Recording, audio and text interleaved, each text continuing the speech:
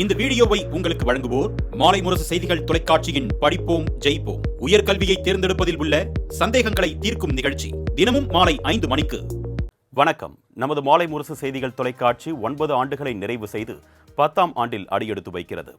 உண்மை மற்றும் நடுநிலை செய்திகளுக்கு உத்தரவாதம் தரும் இப்பயணத்தில் உடன் நிற்கும் உலக தமிழ் நெஞ்சங்களுக்கு எங்கள் மனமார்ந்த உளமார்ந்த நன்றி. இந்த தருணத்தில் 50 முக்கிய செய்திகளை விரைவாகவும் துல்லியமாகவும் அரைமணியில் பார்க்கலாம்.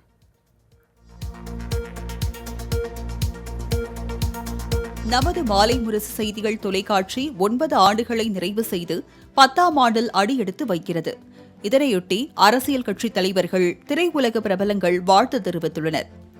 முதலமைச்சர் மு.க.ஸ்டாலின், எதிர்க்கட்சித் தலைவர் எடப்பாடி பழனிசாமி, பாமக நிறுவனர் ராமதாஸ், மதிமுக பொதுச் செயலாளர் வைகோ, விடுதலை சிறுத்தைகள் கட்சித் தலைவர் திருமாவளவன், இந்திய கம்யூனிஸ்ட் மாநில செயலாளர் முத்தரசன், தமிழ்நாடு காங்கிரஸ் கமிட்டி தலைவர் செல்வ பெருந்தகை, நாம் தமிழர் கட்சி தலைமை ஒருங்கிணைப்பாளர் சீமான், பாஜக மாநில தலைவர் நயினார் நாகேந்திரன், அமமுக பொதுச் செயலாளர் டிடிவி தினகரன், தமிழ் மாநில காங்கிரஸ் தலைவர் ஜி.கே. வாசன், முன்னாள் ஆளுநர் தமிழிசை, தவிக பொதுச் செயலாளர் புசி ஆனந்த் உள்ளிட்டோர் வாழ்த்து தெரிவித்துள்ளனர். மேலும் திரைத்துறையைச் சேர்ந்த கவிஞர் வைரமுத்து, நடிகர்கள் நாசர், அசோக் செல்வன் உள்ளிட்டோரும் மாலை முரசு செய்திகள் தொலைக்காட்சிக்கு தங்களது வாழ்த்துக்களை தெரிவித்துள்ளனர்.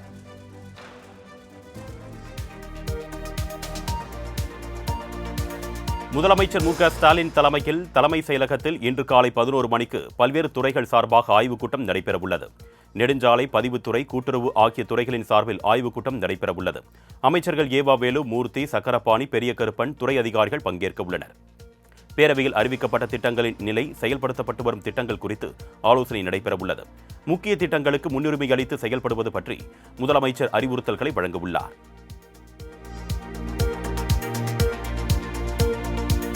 தமிழகத்தில் கிருஷ்ணகிரி, தருமபுரி உட்பட 9 மாவட்டங்களுக்கு நாளை கனமழைக்கான மஞ்சள் எச்சரிக்கை விடுக்கப்பட்டிருப்பதாக சென்னை வானிலை ஆய்வு மையம் தெரிவித்துள்ளது. மேற்கு திசை காற்றின் வேக மாறுபாடு காரணமாக இன்று முதல் ஜூன் 14ஆம் தேதி வரை தமிழகத்தில் ஒரு சில இடங்களிலும், புதுச்சேரி, காரைக்கால் பகுதிகளிலும் இடி மின்னலுடன் கூடிய மிதமான மழைக்கு வாய்ப்புள்ளது. அதேபோல் ஜூன் 11இல் கோவை, நீலகிரி, கிருஷ்ணகிரி, தருமபுரி, திருப்பத்தூர், வேலூர், ராணிப்பேட்டை, திருவண்ணாமலை, கள்ளக்குறிச்சி, கடலூர், அரியலூர் ஆகிய மாவட்டங்களில் கனமழை பெய்ய வாய்ப்புள்ளது.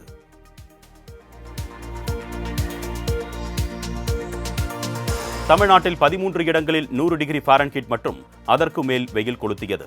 திருவண்ணாமலை, ஈரோடு, மதுரை விமான நிலையம், வேலூர், பாளையங்கோட்டையில் தலா 103 டிகிரி, கரூர், பரமத்தி, கடலூர், மீனம்பாக்கத்தில் தலா 102 டிகிரி, மதுரை நகரம், திருச்சியில் தலா 101 டிகிரி, தஞ்சை, நுங்கம்பாக்கம், சேலத்தில் தலா 100 டிகிரி ஃபாரன்ஹீட் வெயில் பதிவாகியுள்ளது.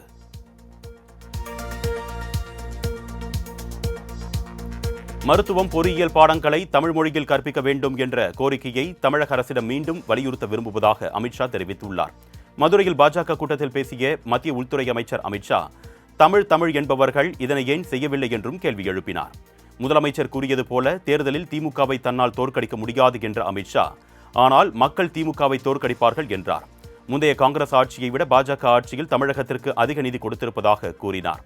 தமிழ்நாட்டின் மரபு சின்னமாக செங்கோலை நாடாளுமன்றத்தில் நிறுவிய மோடிக்கு முதலமைச்சர் ஒரு நன்றியாவது கூறினாரா என்றும் அவர் கேள்வி எழுப்பினார். தமிழ்நாட்டைச் சேர்ந்த ஒருவர் ஒடிஷாவை ஆட்சி செய்வதா என்று கேட்ட அமித்ஷா, தமிழர்கள் என்று மதுரையில் வந்து கபட வேடம் தரிப்பதாக திமுக அமைப்பு செயலாளர் ஆர்.எஸ். பாரதி குற்றம் சாட்டியுள்ளார்.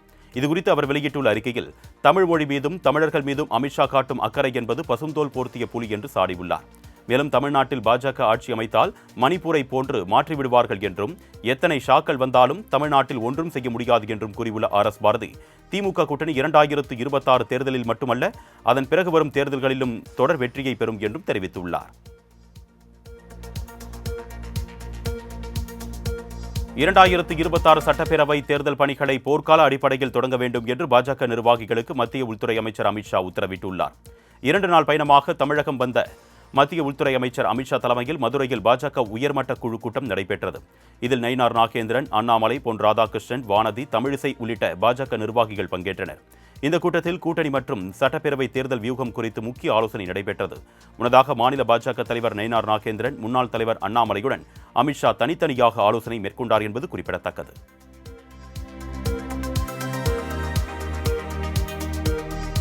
தமிழ்நாட்டிற்கு சட்டப்படி உத்தரவாதம் அளிக்க அமித்ஷா தயாரா என்று தயாநிதி மாறன் தெரிவித்துள்ளார்.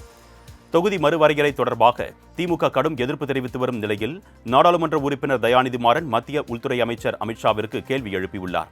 இத்தொடர்பாக அவர் வெளியிட்டுள்ள அறிக்கையில், மத்திய பாஜக அரசின் சதியை முதலமைச்சர் மு.க.ஸ்டாலின் ஆரம்பம் முதலே எதிர்த்து வருவதாக கூறியவர், மக்களவையில் தமிழ்நாட்டின் பிரதிநிதித்துவ விகிதம் 7.18% எந்த மாற்றமும் இருக்காது என்ற உத்தரவாதத்தை சட்டப்படி அளிக்க உள்துறை அமைச்சர் அமித்ஷா தயாரா என்றும் கேள்வி எழுப்பியுள்ளார்.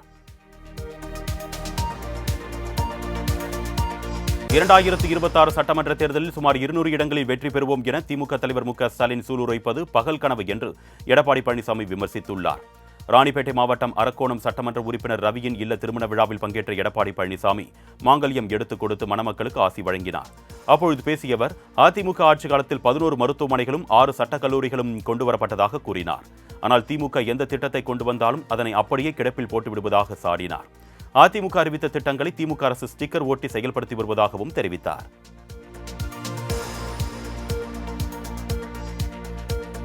முதலமைச்சர் மு.க.ஸ்டாலின் காணும் கனவு வெற்றி கனவு என்று எதிர்க்கட்சித் தலைவர் எடப்பாடி பழனிசாமிக்கு அமைச்சர் ஏவ வேலு பதிலடி கொடுத்துள்ளார். கள்ளக்குறிச்சி அருகே வீரசோழபுரம் பகுதியில் கட்டப்பட்டு வரும் புதிய ஆட்சியர் அலுவலக கட்டுமான பணியை அமைச்சர் ஏவ வேலு பார்வையிட்டார். பின்னர் செய்தியாளர்களிடம் பேசிய அவர், 200 தொகுதிகளுக்கு மேல் வெற்றி பெற்று திமுக ஆட்சிக்கு வரும் என்ற முதலமைச்சர் மு.க.ஸ்டாலினின் வெற்றி பெற்ற கனவு என்றும், எதிர்க்கட்சித் தலைவர் எடப்பாடி பழனிசாமி காணும் கனவு பொய்க்கனவு என்றும் சாடினார்.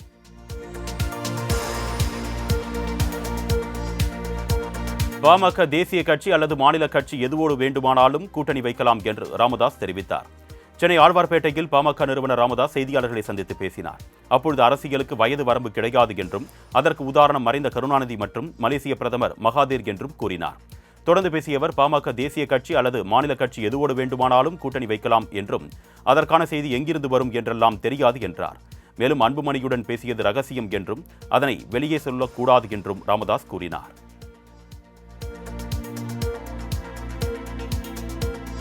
பாமக நிறுவனர் ராமதாஸ் அன்புமணியிடையே சமரச முயற்சி தீவிரமடைந்து வருகிறது. இருவருக்கு இடையேயான கருத்து மோதலால் ராமதாஸ் அன்புமணியை விமர்சித்து ஆதரவாளர்கள் பதிவிட்ட பதிவுகளை நீக்குமாறு கட்சித் தலைமை அறிவுறுத்தியுள்ளது.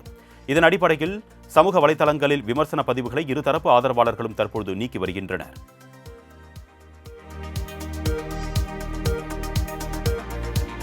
தமிழகத்தில் திமுகவுக்கு எதிரான கூட்டணி இன்னும் உருவாகவில்லை என்று விசிக தலைவர் திருமாவளவன் தெரிவித்துள்ளார். சிவகங்கை மாவட்டம் காரைக்குடியில் விசிக அலுவலகத்தை திறந்து வைத்த பின் செய்தியாளர்களுக்கு பேட்டியளித்த அவர் இதனை தெரிவித்தார். பாஜகவின் வலையில் அதிமுக மட்டுமே சிக்கியிருப்பதாக அவர் விமர்சித்தார். மேலும் அடுத்தடுத்து தமிழகம் வரும் அமித்ஷா திமுகவுக்கு எதிராக கூட்டணியை உருவாக்க முயற்சி செய்கிறார் என்றார். அத்துடன் திமுக கூட்டணியில் தேமுதிக சேர்ப்பது குறித்து முதலமைச்சர் மு.க.ஸ்டாலின் முடிவு எடுப்பார் என்றும் திருமாவளவன் விளக்கமளித்தார். தமிழகத்தில் பாஜக முருகனை வைத்து அரசியல் செய்வதாக நாம் தமிழர் கட்சி ஒருங்கிணைப்பாளர் சீமான் விமர்சித்துள்ளார். திருச்சி விமான நிலையத்தில் செய்தியாளர்களுக்கு பேட்டியளித்த அவர், நாங்கள் வழிபட்ட கடவுளை பாஜகவினரும் வழிபடுவதில் மகிழ்ச்சி என்றார். அதிமுக பாஜக கூட்டணியில் மேலும் பலரை இணைப்பதற்காக அமித்ஷா தமிழகம் வந்திருப்பார் என்றும் சீமான் கூறினார்.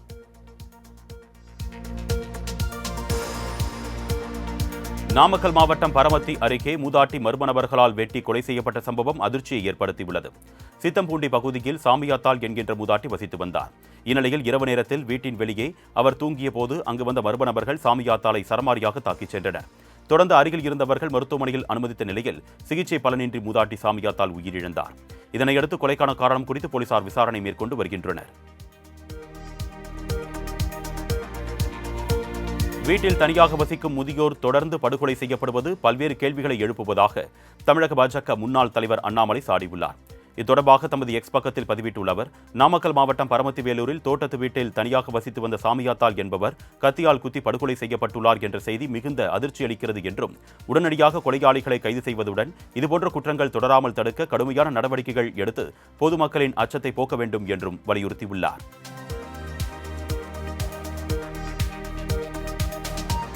அமித்ஷாவை பார்த்து பதற்றமோ பயமோ திமுகவுக்கு இல்லை என்று கூறிய அமைச்சர் சேகர்பாபு, திமுக கூட்டணி வலுவாகவும் தெளிவாகவும் உள்ளதாக தெரிவித்தார். சென்னை பட்டாளத்தில் உள்ள பழமையான சிவசுப்பிரமணிய சுவாமி கோவில் குடமுழுக்கு விழாவில் அமைச்சர் சேகர்பாபு கலந்து கொண்டு பின்னர் செய்தியாளர்களை சந்தித்தார். அப்பொழுது பேசிய அவர், தமிழ்நாடு முதலமைச்சரை பார்த்துதான் ஒன்றியமே பதற்றத்தில் உள்ளதாகவும் கூறினார்.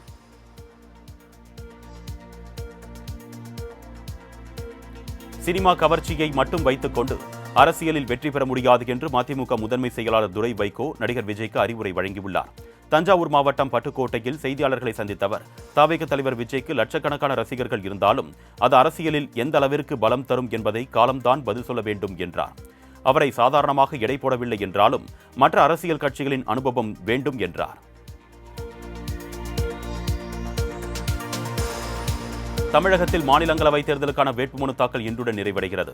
2019 தமிழகத்தில் இருந்து மாநிலங்களவைக்கு தேர்வான வைகோ, பி. வில்சன், சண்முகம், முகமது அப்துல்லா, அன்புமணி மற்றும் சந்திரசேகரன் ஆகியோரது பதவிக்காலம் ஜூலை 24ஆம் தேதியுடன் நிறைவடைகிறது. இதனையடுத்து 6 இடங்களுக்கான தேர்தல் அறிவிக்கப்பட்டது. இதனையடுத்து திமுக சார்பில் மக்கள் நீதி மய்யம் தலைவர் கமல்ஹாசன், பி. வில்சன், கவிஞர் சல்மா, சிவலிங்கம் ஆகியோரும், அதிமுக சார்பில் தனபால், இன்பதுரை ஆகியோரும் வேட்புமனு தாக்கல் செய்தனர். இவர்களுடன் 2 சுயேட்சைகளும் மனு தாக்கல் செய்துள்ள நிலையில் வேட்புமனு தாக்கல் இன்றுடன் நிறைவடைகிறது. கும்மிடிப்பூண்டி, சூலூர்பேட்டை வழித்தடங்களில் இயக்கப்படும் 17 புறநகர் மின்சார ரயில்கள் இன்று ரத்து செய்யப்பட்டுள்ளன. பராமரிப்பு பணிகள் காரணமாக சென்னை சென்ட்ரலில் இருந்து கும்மிடிப்பூண்டி, சூலூர்பேட்டை வழித்தடங்களில் இயக்கப்படும் 17 புறநகர் மின்சார ரயில்கள் இன்றும் ஜூன் 12ஆம் தேதியும் ரத்து செய்யப்பட்டுள்ளன. இதுகுறித்து தெற்கு ரயில்வே சார்பில் வெளியிடப்பட்ட செய்திக்குறிப்பில், சென்னை கவரைப்பேட்டை, கும்மிடிப்பூண்டி ரயில் நிலையங்களில் பராமரிப்பு பணிகள் நடைபெறவுள்ளது. இதனால் இந்த பணிகள் நடைபெறும் நாள்களில் காலை 9:40 மணி முதல் பிற்பகல் 3:50 மணி வரை சென்ட்ரல், கும்மிடிப்பூண்டி, சூலூர்பேட்டை இடையே இயக்கப்படும் புறநகர் மின்சார ரயில்கள் முழுவதுமாக ரத்து செய்யப்படும் என்று தெரிவிக்கப்பட்டுள்ளது. சென்னை வானகரத்தில் மின்சார வயர் மீது விழுந்து தொங்கும் ராட்சத பேனரால் வாகன ஓட்டிகள் அச்சத்துடன் பயணிக்க வேண்டிய நிலை உருவாகியுள்ளது. வானகரம் பகுதியில் சூறைக்காற்றுடன் பெய்த கனமழையால் சிக்னல் அருகே வைக்கப்பட்டிருந்த ராட்சத தனியார் விளம்பர பேனர் அடியோடு கவிழ்ந்து சாலை ஓரத்தில் இருந்த மின் வயர்கள் மீது விழுந்தது. எந்நேரமும் விழக்கூடிய நிலையில் காணப்படும் பேனரால் அந்த வழியே செல்லும் வாகன ஓட்டிகள் அச்சத்துடன் கடந்து சென்று வருகின்றனர். நீதிமன்ற உத்தரவை மீறி பேனர் வைப்பவர்கள் மீது சம்பந்தப்பட்ட அதிகாரிகள் உரிய நடவடிக்கை எடுக்க வேண்டும் என்று பொதுமக்கள் வலியுறுத்தியுள்ளனர்.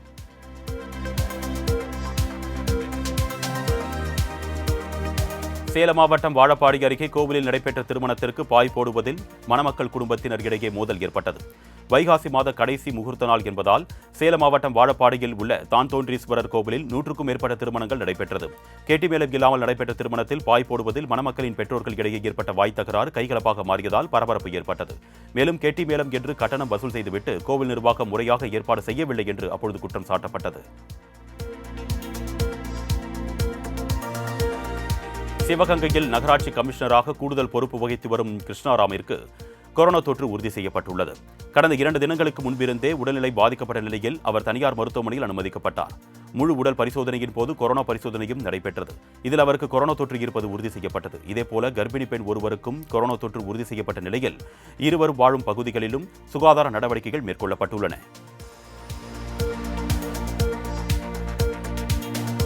திண்டுக்கல் மாவட்டம் கொடைக்கானலில் உள்ள குணா குகையில் இளைஞர் ஒருவர் ஆபத்தான முறையில் ரீல்ஸ் எடுத்த சம்பவம் பரபரப்பை ஏற்படுத்தியுள்ளது. கொடைக்கானலில் முக்கிய சுற்றுலா தலமாக விளங்கும் குணா குகைக்கு மக்கள் மத்தியில் அதிகளவு மவுசு ஏற்பட்டுள்ளது. கடந்த 2 மாதங்களில் மட்டும் இங்கு 5 லட்சத்திற்கும் அதிகமானோர் வந்து சென்றுள்ளனர். குணா குகை முழுவதும் இயற்கை அழகை ரசிக்க ஏதுவாக பாதுகாப்பு கம்பி வேலிகள் அமைக்கப்பட்டுள்ளது.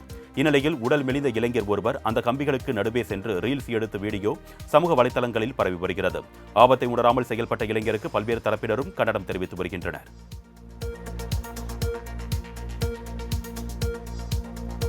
இந்திய வீரர் சுபான்ஷு சுக்லா நாளை விண்வெளிக்கு பயணம் மேற்கொள்கிறார். ஆக்சிம் 4 திட்டத்தின் கீழ் சர்வதேச விண்வெளி நிலையத்திற்கு நாளை சுபான்ஷு சுக்லா பயணிக்கிறார். டிராகன் விண்கலத்தில் 28 மணி நேர பயணத்திற்கு பிறகு புதன்கிழமை இரவு 10 மணியளவில் சுபான்ஷு சுக்லா சர்வதேச விண்வெளி நிலையத்தை சென்றடைவார் என்று கூறப்படுகிறது. அவருடன் போலந்து வீரர் ஸ்லோவோஸ் உஸ்கென்ஸ்கி மற்றும் ஹங்கேரி வீரர் திபோர் கபு ஆகியோரும் விண்வெளிக்கு பயணிக்க இருக்கின்றனர். மனிதர்களை விண்ணுக்கு அனுப்பும் இந்தியாவின் ககன்யான் திட்டத்திற்காக தேர்வான வீரர்களில் ஒருவரான சுக்லா அனுபவ பயிற்சி நோக்கங்களுக்காக விண்வெளிக்கு பயணிக்க உள்ளார் என்பது குறிப்பிடத்தக்கது.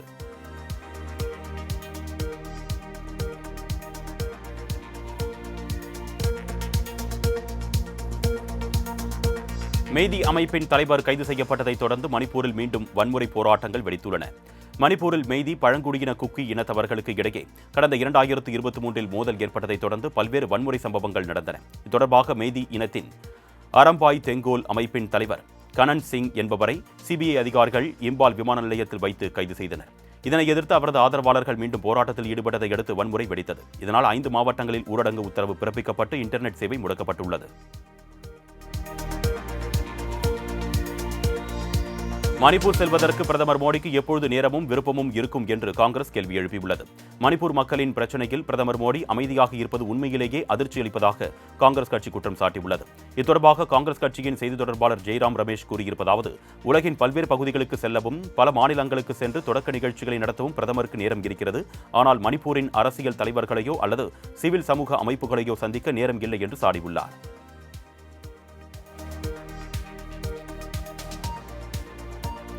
டெல்லியின் வடகிழக்கு நேரு விகார் பகுதியில் 9 வயது சிறுமி ஒருவர் சூட்கேஸில் அடைக்கப்பட்ட நிலையில் போலீசார் சடலமாக மீட்டனர்.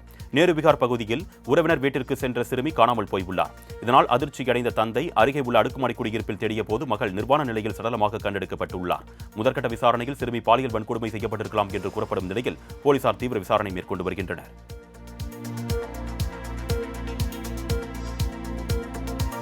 கும்பமேளாவில் மக்கள் இறந்தபோது உத்தரப்பிரதேச முதலமைச்சர் யோகி ஆதித்யநாத் ராஜினாமா செய்தாரா என்று கர்நாடக முதலமைச்சர் சித்தராமையா கேள்வி எழுப்பியுள்ளார். பெங்களூரு கூட்ட நெரிசல் சம்பவத்தை சுட்டிக்காட்டி பாஜக தொடர்ந்து சித்தராமையா தலைமையிலான காங்கிரஸ் அரசுக்கு நெருக்கடி அளித்து வருகிறது. இந்த வழக்கில் 5 காவல்துறை அதிகாரிகள் இடைநீக்கம் செய்யப்பட்டுள்ளனர் என்பது குறிப்பிடத்தக்கது.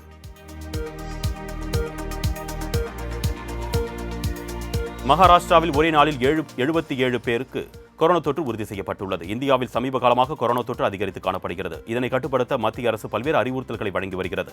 இந்நிலையில் மகாராஷ்டிரா மாநிலத்தில் கொரோனா தொற்று பரவல் சற்று அதிகரித்துள்ளது.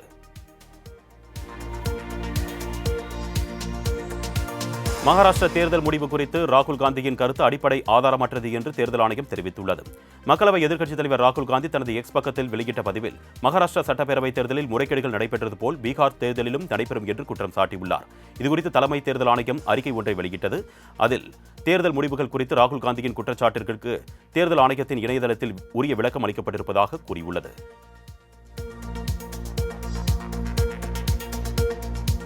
டெல்லியில் ஆயிரக்கணக்கான சீக்கியர்கள் ஷிரோன்மணி அகாலிதளம் அலுவலகத்தில் இருந்து நாடாளுமன்றம் வரை பேரணி நடத்தினர். டெல்லி சீக்கிய குருத்வாரா மேலாண்மை குழு உறுப்பினர்களின் பதவி ரத்து செய்யப்பட்டதற்கு எதிர்ப்பு தெரிவித்து சீக்கியர்கள் கண்டன பேரணி நடத்தினர். பேரணியின் போது பதாகைகளை ஏந்தியும் கண்டன கோஷங்களையும் எழுப்பினர்.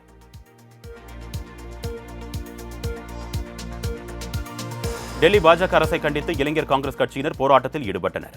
பாஜக பதவியேற்றதும் மகளிர் உரிமை தொகையாக மாதந்தோறும் 1500 ரூபாய் தருவதாக வாக்குறுதி அளித்த நிலையில் பதவியேற்று ஓராண்டு காலம் ஆகியும் வாக்குறுதியை நிறைவேற்றாததை கண்டித்து இளைஞர் காங்கிரஸ் கட்சியினர் போராட்டத்தில் ஈடுபட்டனர்.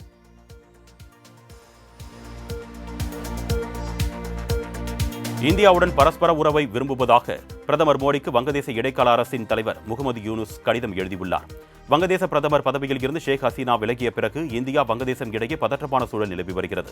இந்நிலையில் பக்ரீத் பண்டிகையொட்டி வங்கதேச மக்களுக்கும் இடைக்கால அரசின் தலைமை ஆலோசகர் முகமது யூனுஸுக்கும் பிரதமர் மோடி வாழ்த்துக்களை கூறியிருந்தார். இதற்கு நன்றி தெரிவித்து பதில் கடிதம் அனுப்பிய முகமது யூனுஸ் இவ்வாறு தெரிவித்தார். அமெரிக்காவின் லாஸ் ஏஞ்சல்ஸில் வெடித்த கலவரத்தால் புலம்பெயர்ந்தோர் மீது கடும் நடவடிக்கை எடுக்க அதிபர் ட்ரம்ப் உத்தரவிட்டுள்ளார். அமெரிக்காவின் லாஸ் ஏஞ்சல்ஸ் நகரில் சட்டவிரோதமாக குடியேறிய 44 பேர் கைது செய்யப்பட்டுள்ளனர். இதனால் அங்கு போராட்டம் வெடித்தன. இதுகுறித்து சமூக வலைதளத்தில் பதிவிட்டுள்ள அதிபர் ட்ரம்ப் கலவரங்களுக்கு முற்றுப்புள்ளி வைப்பதற்கும் தேவையான அனைத்து நடவடிக்கைகளையும் எடுக்குமாறு உத்தரவிட்டிருப்பதாக கூறினார்.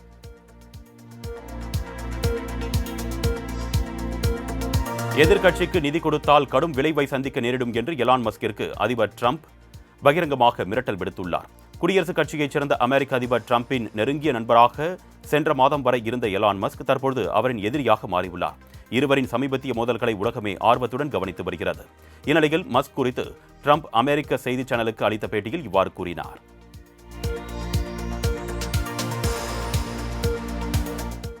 இஸ்ரேலின் அணுசக்தி கட்டமைப்புகள் குறித்த ரகசியங்கள் மற்றும் அவர்களின் எதிர்கால முக்கிய திட்டங்கள் குறித்த தகவலை ஈரான் உளவுத்துறை திருடியதாக தகவல் வெளியாகியுள்ளது. மேற்கு ஆசிய நாடான ஈரானில் அணு ஆற்றலுக்கு தேவையான யுரேனியம் அதிக அளவில் கிடைக்கிறது. ஆனால் இதனை அழிவு சக்திக்காக பயன்படுத்த ஈரான் முயற்சித்து வருகிறது. யுரேனியத்தை அணு ஆயுதமாக பயன்படுத்த அதை செறிவூட்டும் ஆராய்ச்சியில் ஈடுபட்டுள்ளது. ஆனால் இதுவரை அந்த முயற்சியில் ஈரானுக்கு வெற்றி கிடைக்கவில்லை என்பது குறிப்பிடத்தக்கது.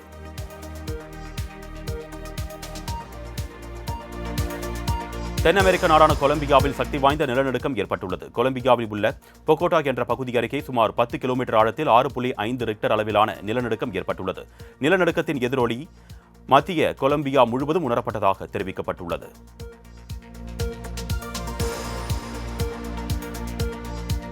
கொலம்பியா நாட்டின் அதிபர் வேட்பாளர் மிகுயல் உரிஃப் மீது துப்பாக்கிச்சூடு நடத்தப்பட்ட சம்பவத்தால் பரபரப்பு ஏற்பட்டுள்ளது. பொகோட்டாவில் நடைபெற்ற நிகழ்ச்சி ஒன்றில் கொலம்பியா நாட்டின் அதிபர் வேட்பாளர் மிகுயல் உரிஃப் பங்கேற்றார். அப்பொழுது அவர் மீது மர்ம நபர்கள் துப்பாக்கிச்சூடு நடத்திவிட்டு தப்பிச் சென்றுள்ளனர். இந்த சம்பவம் குறித்து கொலம்பியா போலீசார் வழக்கு பதிவு செய்து துப்பாக்கிச்சூடு நடத்திய மர்ம நபர் குறித்து விசாரணை மேற்கொண்டு வருகின்றனர். உலகில் முதல் முறையாக விண்வெளி நிலையத்தில் இருந்து ட்ரோன் ஏவும் தொழில்நுட்பம் காப்புரிமையை ரஷ்யா பெற்றது. சர்வதேச விண்வெளி ஆய்வு நிலையத்திற்கு மாற்றாக தனக்கென சொந்த விண்வெளி நிலையத்தை ரஷ்யா உருவாக்கி வருகிறது. இந்த விண்வெளி ஆய்வு நிலையம் வரும் 2030 விண்வெளி சுற்றுப்பாதையில் நிலைநிறுத்த இலக்கு நிர்ணயிக்கப்பட்டு பணிகள் நடைபெற்று வருகின்றன.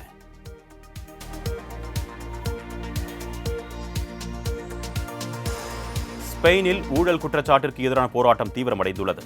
ஸ்பெயின் பிரதமர் பெட்ரோ சாnchez-இன் கட்சியைச் சேர்ந்தவர்கள் மற்றும் அவருடைய மனைவி, குடும்பத்தினர் என பலரும் ஊழலில் ஈடுபடுகின்றனர் என்று குற்றச்சாட்டு எழுந்தது. இதில் அவருடைய சகோதரர் ஒருவரும் சமீபத்தில் சிக்கினார். இதனையடுத்து சாnchez பதவி விலக கோரி அந்நாட்டின் முக்கிய எதிர்க்கட்சியான பாப்புலர் கட்சி சார்பில் மேட்ரிட் நகரில் மிகப்பெரிய ஆர்ப்பாட்டம் நடைபெற்றது.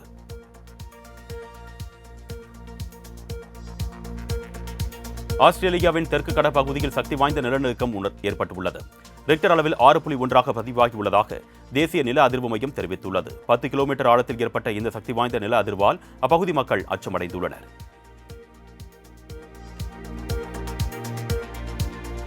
நியூயார்க்கில் மான் கூட்டம் ஒன்று காட்டின் வழியே நடந்து சென்றபோது அதில் இருந்த மான்குட்டி ஒன்று தனியாக பிரிந்து குளத்திற்குள் விழுந்துவிட்டது.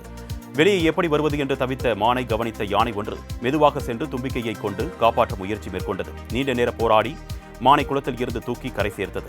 அந்த மான்குட்டி தரைக்கு வந்ததும் தன்னுடைய கூட்டத்தில் சென்று இணைந்து கொண்டது. அமெரிக்காவில் இணையத்தில் வைரலான டஸ்டிங் சவாலை முயற்சித்த 19 வயது இளம்பெண் மாரடைப்பால் உயிரிழந்துள்ளார். அரிசோனாவைச் சேர்ந்த ரென்னா ஓரூர்க் சமூக ஊடகங்களில் அதிக பார்வையாளர்களை பெற டஸ்டிங் மற்றும் குரோமிங் என்னும் சவாலை முயற்சித்தார். டஸ்டிங் என்பது கணினி கீபோர்டை சுத்தம் செய்ய பயன்படுத்தப்படும் ஸ்ப்ரே ஆகும். பெற்றோருக்கு தெரியாமல் ஆன்லைனில் ஆர்டர் செய்து வாங்கி அதனை சுவாசித்துள்ளார். இதனையடுத்து அவருக்கு மாரடைப்பு ஏற்பட்டு உயிரிழந்துள்ளார்.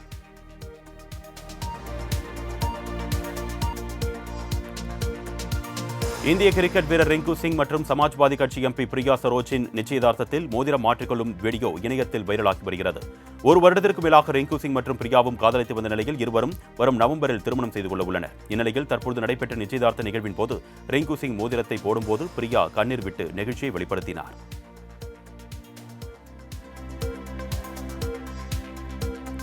கால்பந்து நட்சத்திர வீரர் நெய்மருக்கு கொரோனா தொற்று உறுதி செய்யப்பட்டுள்ளது. பிரேசில் நாட்டைச் சேர்ந்த கால்பந்து விளையாட்டின் நட்சத்திர வீரர் நெய்மர் இவர் சாண்டோஸ் கால்பந்து அணிக்காக விளையாடி வருகிறார். எனினும் காயம் ஏற்பட்டு 2 ஆண்டுகளாக அவர் சரிவர விளையாட முடியாமல் இருந்து வருகிறார். இந்நிலையில் நெய்மருக்கு கொரோனா தொற்று ஏற்பட்டுள்ளது.